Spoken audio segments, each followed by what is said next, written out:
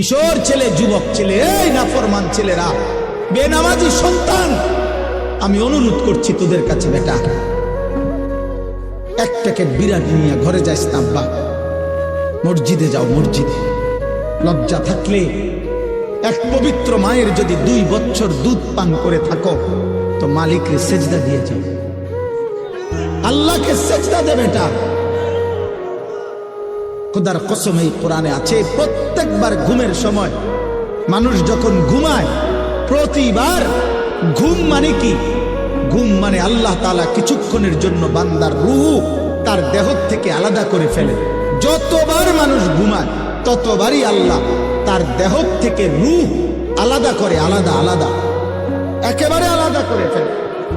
কোরআনে আছে, আল্লাহু ইয়াতাওয়াফাল আনফুসা হিনা মাউতিহা ওয়াল্লাতী লাম তামুত ফি মানামিহা ফায়ুমসিকুল্লাতী কাদা আলাইহাল মাউত ওয়া ইউরসিলুল উখরা ইলা আজালিন মুসাম্মা।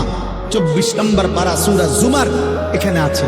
আল্লাহ তাআলা বলেন, মালাকুল মউত আজরাইল জান কবজের সময়ও আমি রূহকে আলাদা করি, আর প্রত্যেকটা বান্দার ঘুমের সময়ও আমি আল্লাহ রূহকে আলাদা করি।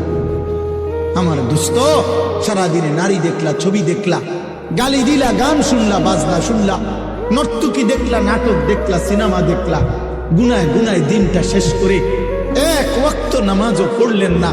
আহারে আব্বা, দিনভর কোনো নেকি নাই, বরং গুনায় গুনায় জীবনটা গেল, একটা ওয়াক্ত নামাজের সেজদা নাই।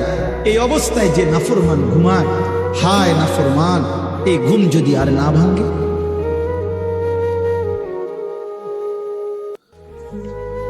এই রাত যদি আর ভোর না হয়, এই রূহ যদি আল্লাহর ফেরত না দেয়,